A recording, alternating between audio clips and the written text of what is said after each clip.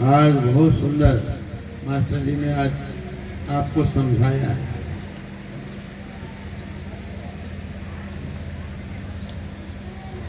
और ये जितना रामायण भागवत पुराण की कथा है ना, सबका सार यही है। सबका एकमात्र सार है भजन करना। ये कथाएं क्यों सुनाई जाती है? भाई इस भगत ने भजन किया और भजन करने के बाद भगवान को प्राप्त कर लिया, इसलिए तो बताई जाती है। इस राक्षस ने ये कर्म किया और उसकी दुर्गति हुई, इसके लिए बताई जाती है। तो अब सुगति पाना चाहते हो कि दुर्गति पाना चाहते हो, ये आपके ऊपर अपना निर्णय है।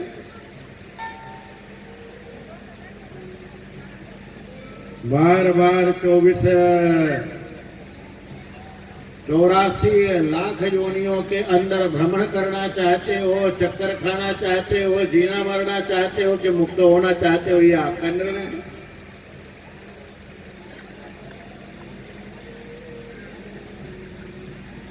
और कभी आंख खोल करके इस दुनिया के अंदर देख लेना कि हर जीव कितना कष्ट उठाता है। ये यदि आप समझते हो ना कि इस शरीर में जाने के बाद मैं बड़ा आनंद भोग करूंगा, बड़ा सुखी हो जाऊंगा, तो ये भ्रम है।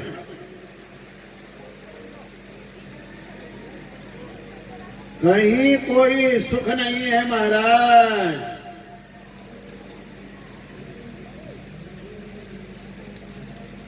यदि सेठ का कुत्ता भी मलाई खाता है तो उसे भी डंडे पड़ते हैं।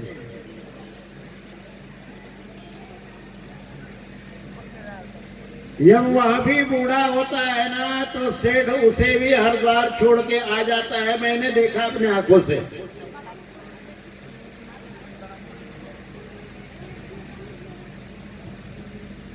कितने ऐसे मैंने देखे हैं वृंदावन में, हरिद्वार में। मैंने कहा भाई इतना ये सुंदर कुत्ता है। बोले महाराज अब ये एज हो गया, अभी हमारे काम लायक। ये संसार तो इतना बड़ा मतलबी है, इतना बड़ा मतलबी है कि जब तक आप में से मतलब निकलता है, आप अच्छे लगते हो, सुखदाई लगते हो, तब तक वह आपका संग करता है, नहीं तो फिर संग का परित्याग कर दे। इसलिए सावधान रहो। सभी संत और विशेष करके घूम घूम करके पूरे जीवन स्वामी जी महाराज ने समझाया, एक एक गांव जा करके।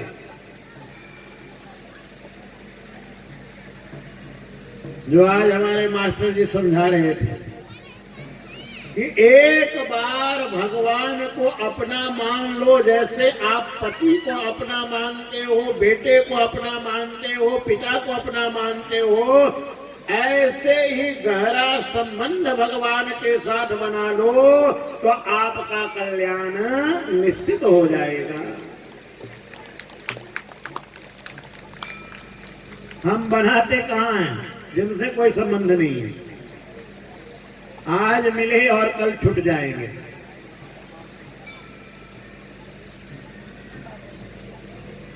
जिस बाप के घर में पैदा होते हैं वहां 10 साल, 12 साल, 15 साल, और जैसे ही उम्र थोड़ी बढ़ती है तो सब छोड़ के आना पड़ता है कि नहीं? आई हो ना, कहीं ना कहीं से तो आई हो।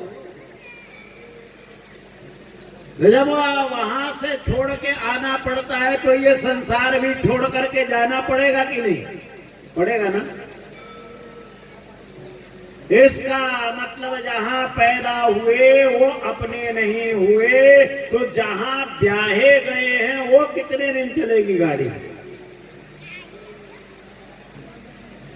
बस 2-4 पीढ़ी देख लोगे, ज्यादा से ज्यादा पुण्यात्मा होगे तो।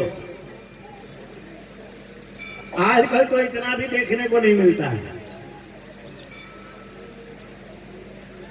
और अच्छा ही है, ज्यादा बुढ़ापा हो जाता है तो बहुत कष्ट होता है महाराज। फिर घर अगल बगल वाले भी कहते हैं अरे इतनी बड़ी हो गई, इतनी बड़ी हो गई, जाती नहीं बोली।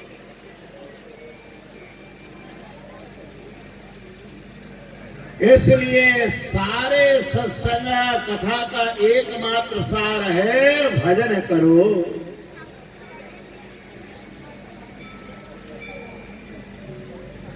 बीत गए दिन भजन बिना रे, बीत गए दिन भजन बिना रे, बीत गए दिन भजन बिना रे, बीत गए दिन भजन बिना रे, बीत गए दिन भजन बिना रे, बीत गए दिन भजन बिना रे, बीत गए दिन भजन बिना। तो अपना समय भजन के बिना नहीं बीतना चाहिए, ये सार है।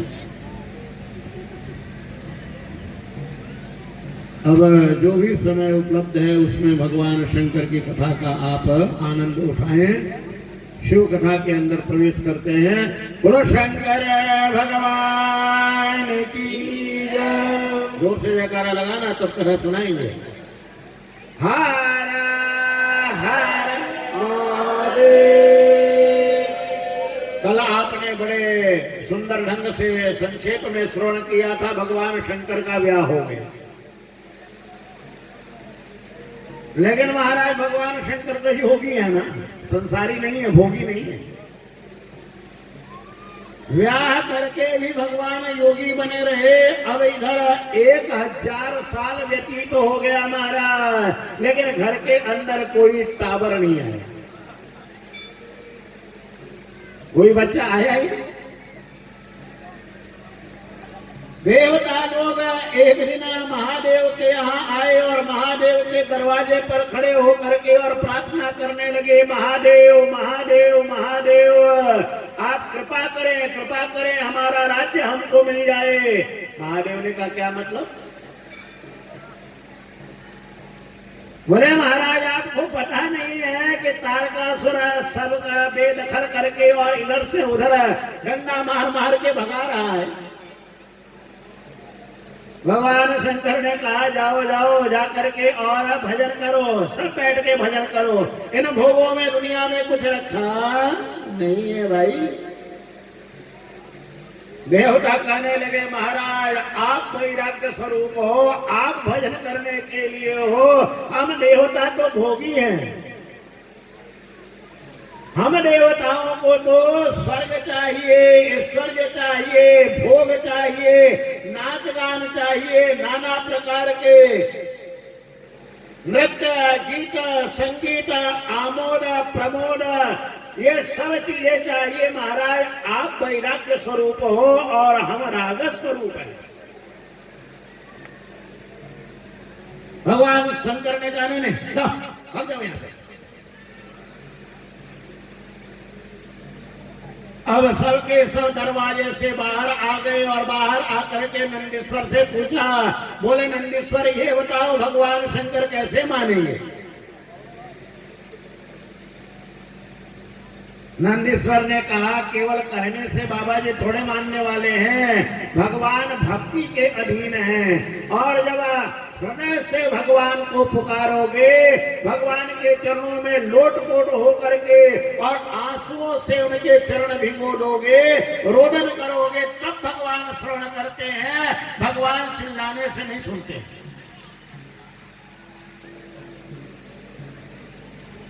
बड़े बड़े माइक लगा करके और जोर से चिल्लाने से भगवान तक आवाज नहीं जाती है। भगवान तक आवाज जाती है जब आप हृदय से पुकारते हो। अब महाराज सारे देवता बाहर आकर के और महादेव का भजन करने लगे, स्तवन करने लगे और जोर जोर से रोने लगे।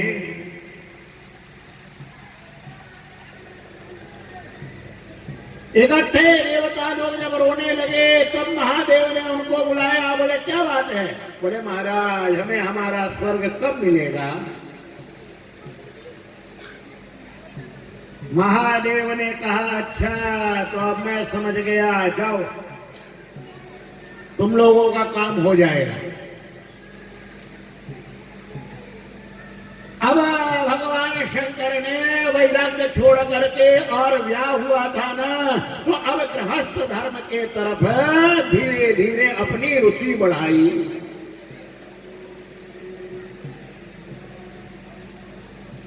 लेकिन रागी और वैरागी ये दोनों महाराज अपोजिट होते हैं।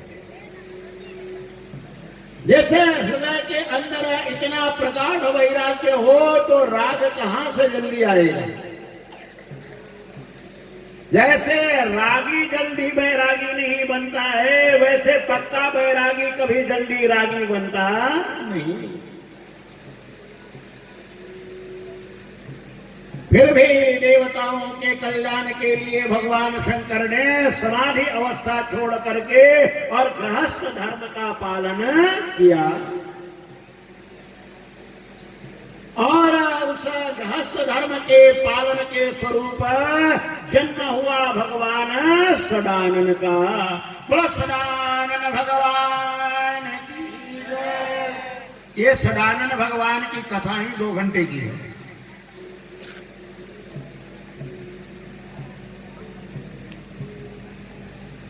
वो कार्तिकाओं से उत्पन्न होकर के 6 मुख होकर के और 6 माताओं का दूध उन्होंने पिया महाराज, और तभी उनका नाम पड़ा सदानन। इधर पार्वती को पता चला, वहां से वह बालक लाया गया, उसके संस्कार किए गए और उसे सारे अस्त्र शस्त्र सिखाया गया, सारी विद्या सिखाई गई।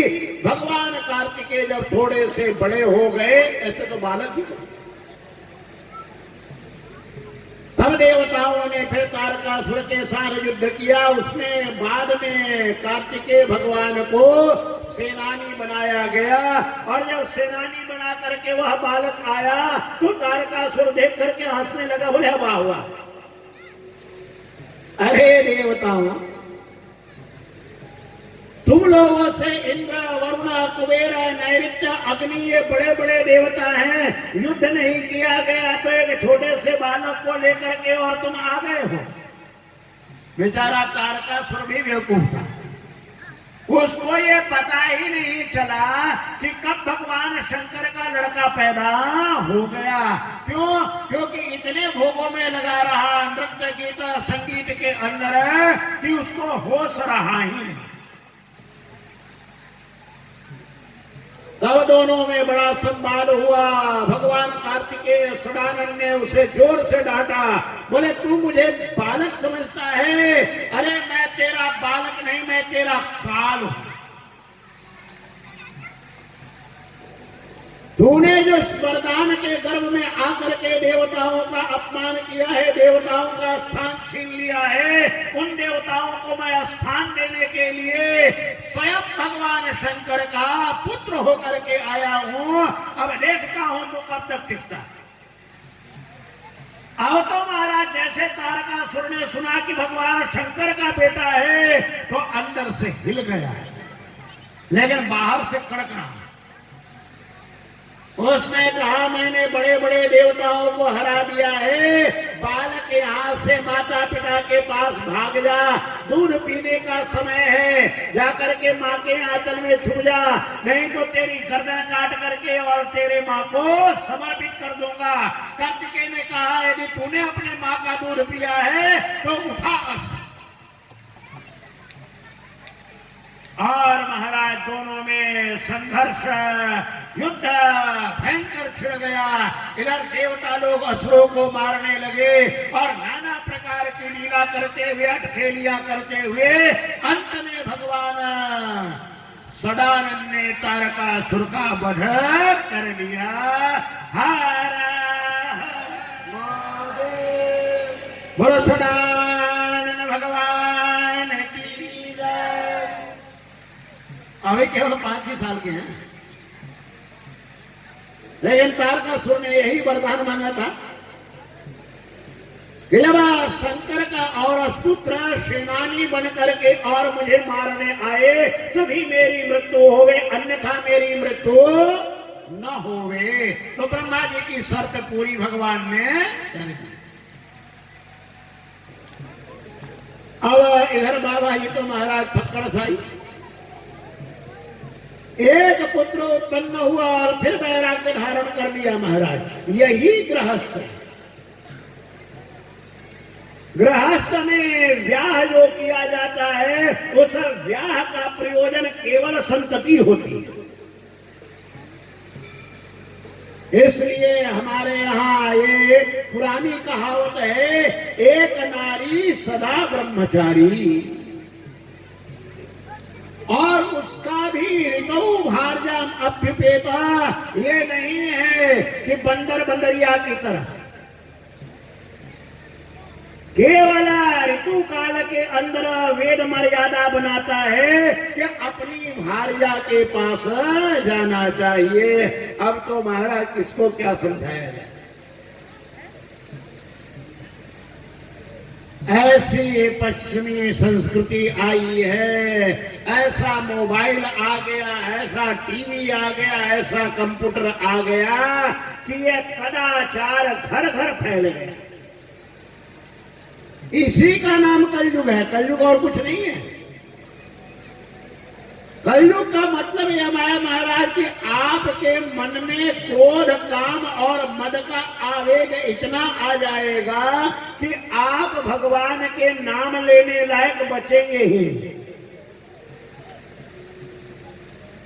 क्योंकि कलयुग के अंदर शर्त है, कलयुग केवल नाम आधारा। तो नाम लोगे कहां से?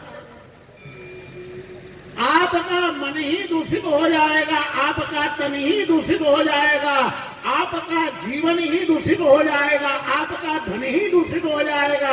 जब सारी चीजें दूषित हो जाएगी तो असुर बन जाओगे और भगवान का नाम हृदय में नहीं आएगा।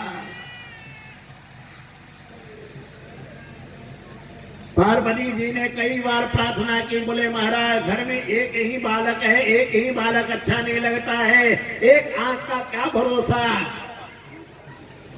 भगवान शंकर ने कहा, पार्वती मैं गृहस्थ धर्म में प्रवृत्त नहीं होने वाला हूँ, मैं तो साधक हूँ, योगी हूँ और अपनी साधना में रहने वाला हूँ।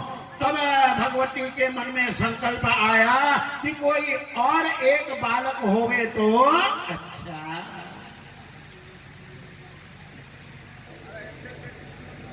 अब एक दिन क्या हुआ कि भगवती का स्नानागार बड़ा सा था और उपटन लगा करके बैठी हुई थी। तो देखो हमारे यहाँ मर्यादा है कि पति भी यदि अपने घर में प्रवेश करे और पत्नी एकांत में है तो आवाज दे करके प्रवेश करे। इस मर्यादा को लोग भूलते जा रहे हैं। आज भी पुराने लोग हैं, सास ससुर जेठ जब भी कभी आते हैं महाराज तो कुछ बोल के आते हैं, खार के आते हैं, आवाज करके आते हैं कि पता नहीं बेटी बहू पत्नी कभी वस्त्र।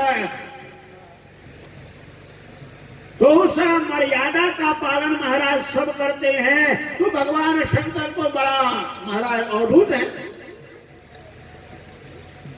भगवती उठन लगा करके और बैठी हुई थी, सुखा रही थी और महाराज क्या हुआ कि नहाने की तैयारी कर रही थी तो केवल थोड़े से वस्त्रों में थी। बस उसी समय बाबा जी को पता नहीं कहां जाना था, धड़धड़ाते हुए आ गए। किसी गण ने उनको दरवाजे पर रोका नहीं कि शंकर जी को रोके कौन। जैसे ही उस आंगन के अंदर भगवान शंकर आए तो पार्वती संकुचित होकर के वस्त्र लेकर के और एक साइड में हो गई और कहने लगी महाराज कम से कम आवाज तो दे दिया करो। भगवान शंकर कहने लगे अपने घर में आवाज देने की क्या जरूरत है। बोले आवाज देने की इसलिए जरूरत है कि स्त्री की अपनी मर्यादा होती है।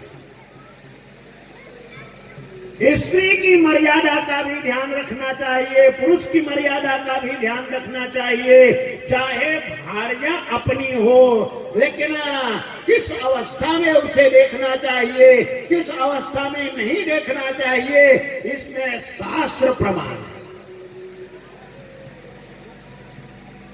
भगवान शंकर ने कहा तुम प्रकृति हो, मैं पुरुष हूं, ये तो हम सब हर जगह विराजमान है। लेकिन उस दिन भगवती के मन में कांटा चुभ गया कि कोई यदि मेरा गण होता, कोई यदि मेरा अपना पुत्र होता, तो वह इनको दरवाजे पर ही रोक लेता। अब भगवती के मन में वह संकल्प विकल्प चलने लगा और बार बार आने लगा कि मेरा और कोई अपना